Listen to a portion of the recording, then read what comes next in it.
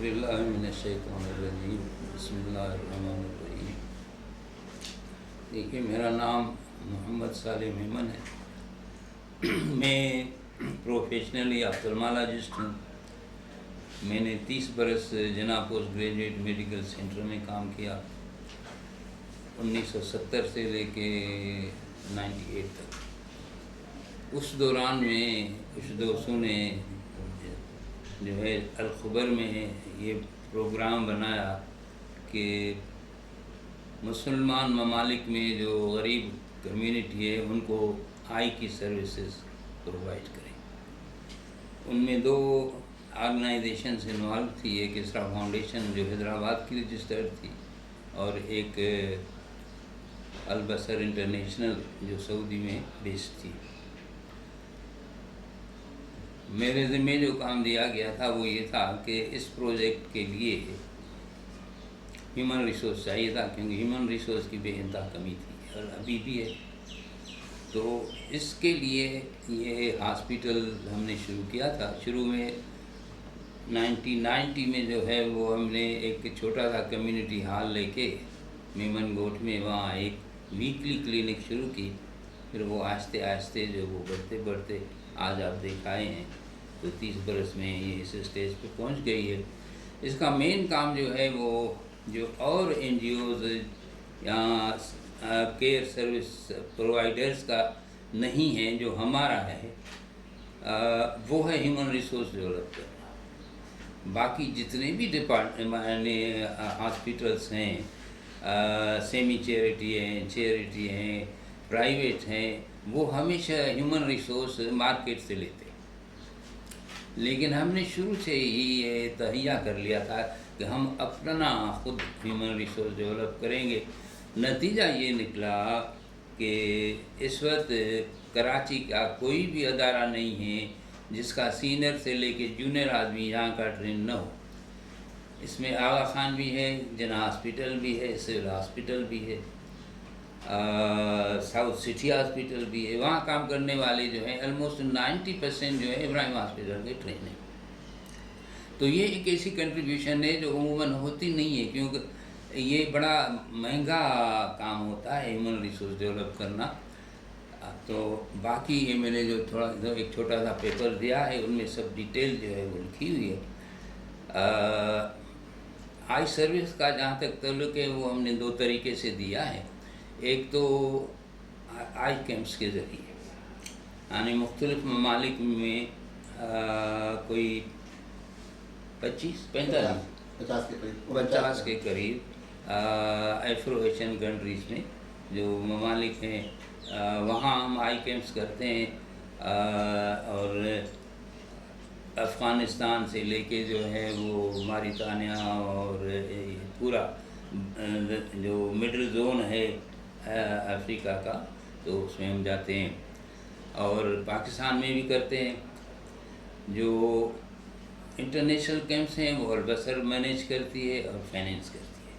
جو پاکستان کی کیمپس ہیں ان میں کبھی البصر سپورٹ کرتی ہے ہمیں، اور کبھی ہم اپنے خود ڈونرز تلاش کرتے ہیں۔ ابراہیم ہاسپٹل جو ہے کیمپس کے علاوہ اس نے البصر کو ہیومن ریسورس ڈیولپ کر کے دیا ہے کہ وہ مختلف افریقن کنٹریز میں ہاسپٹلس بنائیں، جیسے سوڈان میں ہے، نائجر میں ہے، نائجیریا میں ہے، یمن میں ہے، افغانستان میں تھا جو بند ہو گیا، ڈھاکہ میں ہے، انڈیا میں ہے۔ تو یہ ہر جگہ انہوں نے ہاسپٹلس موسٹلی سوائے بنگلہ دیش اور انڈیا کے باقی جگہ جو ہیومن ریسورس ہے وہ یہاں کا ٹرینڈ ہے۔ تو ایک تو یہ ایک فائدہ یہ ہوا کہ بھی جو یہ لوگ تھے موسٹلی یہ سب غریب کمیونٹی سے تھے، تو ان کا جو ہے فائنینشیل کنڈیشن بھی بہت بہتر ہو گئی اور سروس انہوں نے ڈیولپ کر لی۔ یہاں ابراہیم آئی ہاسپٹل نے یہ مین ہاسپٹل تو چلاتے ہیں ہم نے 4 اور ہاسپٹلس جو ہیں اس وقت چلا رہے ہیں۔ ایک شکارپور میں ہے، ایک ماتلی میں ہے، ایک گنڈیارو نوشہرو ڈسٹرکٹ میں ہے، اور ایک خاران میں ہے۔ اب اس وقت جو ہے وہ ہم ایک جیک آباد میں شروع کر رہے ہیں، اور ایک سکھر میں جو ہے ورچوئل ریٹینا سینٹر قائم کرنے کا ارادہ رکھتے ہیں. یہ ہماری ایکٹیویٹیز ہیں. تو آئی کیمپس ہیں اور یہ فکسڈ ہاسپٹلس کی.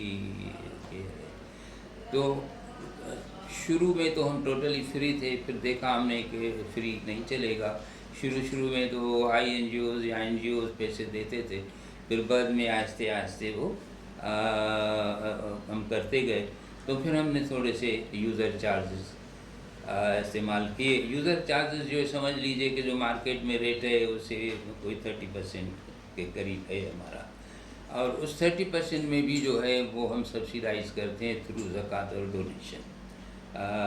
مثلاً جو ڈائبٹیز کے آئی کی کچھ ایک ڈیزیز ہوتی ہے جس میں سرجری ہوتی ہے، تو اس میں باہر اس وقت 2 لاکھ روپے لے رہے ہیں، ہم اس کے 70,000 چارج کرتے ہیں. 70,000 میں بھی انویریبلی 30 سے 40,000 ہم زکوٰۃ سے دیتے ہیں، باقی مریض کو 30-40,000 دینے پڑتے ہیں. تو وہ اس لیے تھوڑی سی فنڈ کلیکشن میں پرابلم ہے، کیونکہ اس وقت میں بہت سی این جی اوز ہیں جو یہ کام کر رہی ہیں. ابھی اپنی ایک ریسنٹ سروے ہوا پچھلے سال، اس میں انہوں نے بتایا کہ صرف 17% جو ہے پاکستان کی کمیونٹی جو ہے وہ گورنمنٹ کے ہاسپٹلس پہ پہنچ پاتی ہے. 83% جو ہیں وہ آؤٹ آف پاکٹ خرچ کرتے ہیں، یا تو پرائیویٹ سیکٹر میں جائیں یا پھر چیریٹی والے سیکٹر میں جائیں.